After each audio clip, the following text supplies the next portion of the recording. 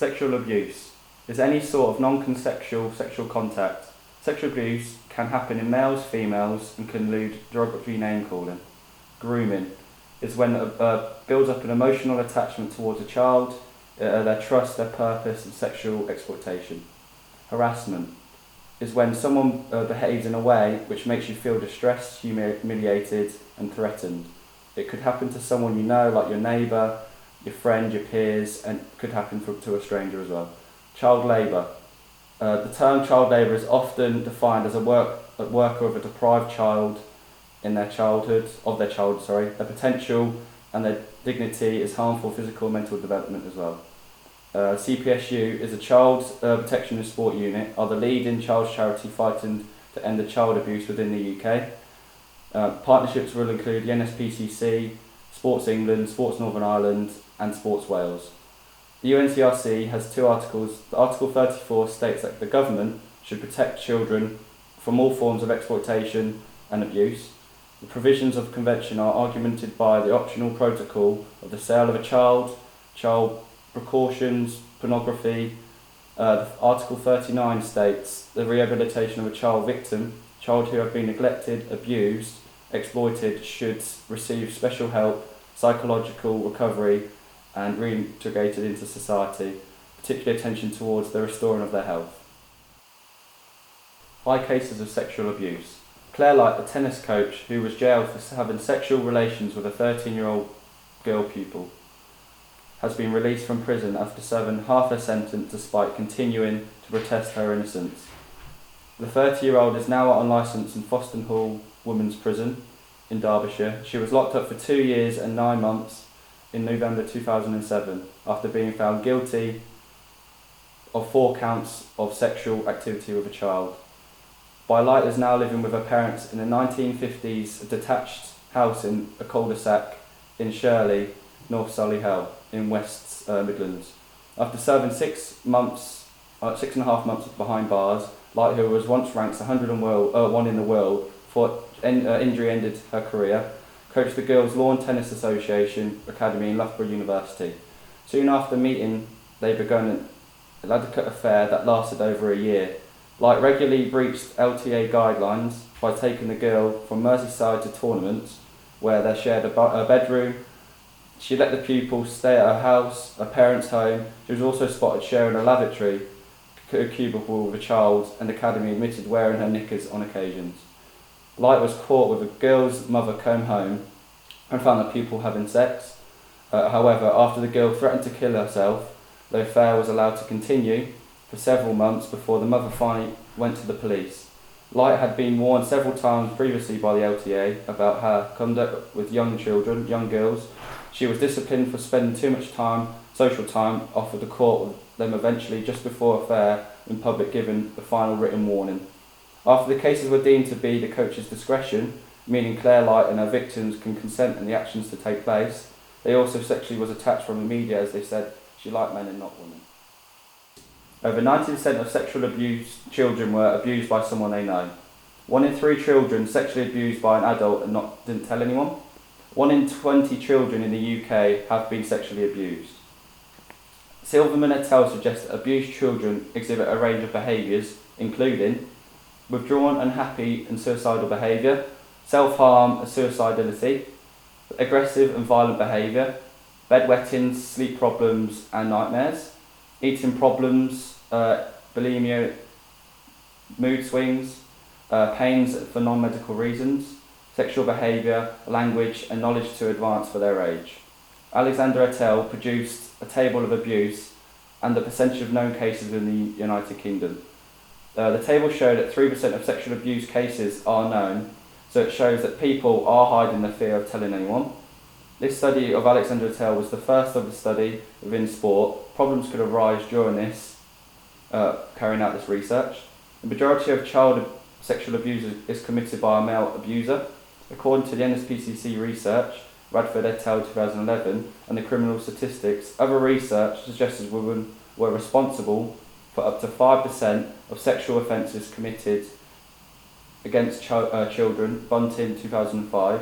Abuse by females is almost certain underreported, and research in female offenders has been hidden by the belief that women don't behave towards a child, for 2006. Grooming is how an abuser makes you think it is your fault, when it isn't. Sometimes it starts by trying really hard to be nice to someone, giving you more and more attention, or buying them gifts to make them feel better. When you gain someone's trust and to start to depend on them, they find ways to turn the relationship into something more sexual. Abusing your trust and taking advantage of you, they might use secrecy, blame, gifts and threats to violence towards you for telling somebody. This is because they know, and when you often find the courage to tell somebody, they will no longer have the power or control over you. Grooming can also be online.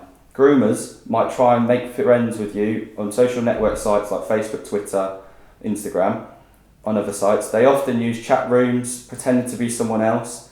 This could be someone younger, older, and different gender and different sexuality. Many groomers will use profile pictures of someone else to hide their identity. It's important to take care about what you do online and your personal details and who they share them with. Child labour. Child labour is recognised as the worst term and form of abuse of a child. The Convention of Rights of a Child urges the government to take effective measure for its eradication. Child labour is a pervasive problem in developing countries. Africa and Asia account to over 90% of the total child unemployment. The International Labour Organization, the ILO, estimates that number of working children about 250 million in the developing countries, whom at least 120 million are working full-time. Of those working children, 61% are in Asia, 32% in Africa and 7% in Latin America. In Pakistan, over 8 million children are working in different occupations and 2/3 of them are employed full-time. It refers to work that in mental, physical and social and moral dangerous and harmful to children and interferes with their schooling by depriving them of opportunities to attend school, obligating them to leave school permanently, or requiring them to attempt to combine school attendance with excessively long, heavy hours at work. Harassment. Harassment is when someone behaves in a way that makes you feel depressed and distressed, humiliated and threatened. It could be someone you know, like your neighbour or people in your local area, stranger, for example, someone on the bus. Examples of harassment include unwanted phone calls, letters, emails or visitors, stalking, verbal abuse and threats, smashing windows and using dogs to frighten you. Taking action under the Protection from Harassment Act 1997, harassment is both a criminal offence and a civil action under the Protection from Harassment Act 1997. This means that someone can be prosecuted in a criminal court that harasses you. It also means that you take action against a person in the civil courts.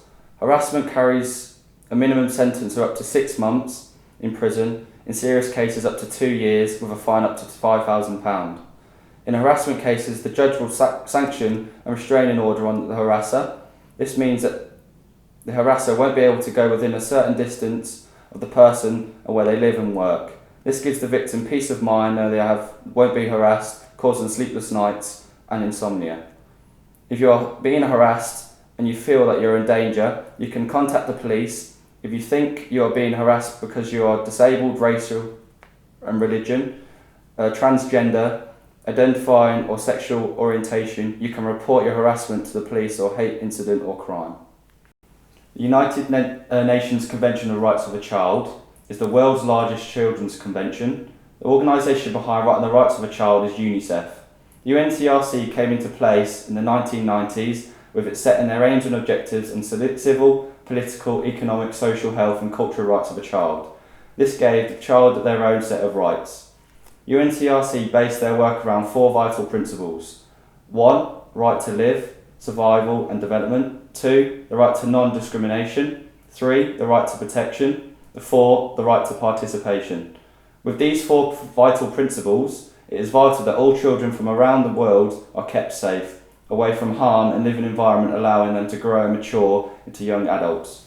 Paolo David, in the Human Rights of Youth Sport book 2005, states that the Convention of the Rights of a Child could help with a number of youth athletes being at the risk of human violations. This is true, but Hua also says that there is so little research in this area to conclude on this issue. So whether the convention could work, it would help the issue that needs to address with more research to help them see whether athletes are at risk or not. The CPSU was founded in 2001, working alongside the UK councils, the national governing bodies, the NGBs, the CSPs, the County Sports Partnerships, and other organisations. The CPSU has a 24-hour hotline, child hotline, service for children and young people within the UK. This is vital for service because the problem could occur at any point at any time. It allows the young person to speak confidentiality and of a purpose. The NSPCC, known as the National Society for Prevention of Cruelty for Child, was founded in London in the year of 1884. It's a charitable campaign working with children within the UK, with their main aims in trying to eradicate child poverty and abuse totally. DBS checks, known as Disclosure and Bearing Service, which checks your criminal records, fostering adoption of a child and mandatory requirements when working with children and young people, as past cases like the Clare Light case doesn't occur again, giving the sport a bad name. So finally, to conclude, the entire sports process should be fun and fulfilling, stated by the IOC 2009. Children shouldn't feel threatened and worried when participating in sport. Sport as a whole should bring people together in a safe and secure environment. Sexual abuse is hard to know about, as a child normally suffers in silence and hides away from the true fact of abuse. There are a number of ways to contact the right organisations like the NSPCC and people to help, whether they want to report signs of abuse or whether they have been abused themselves. Should not suffer in silence. Thank you for listening.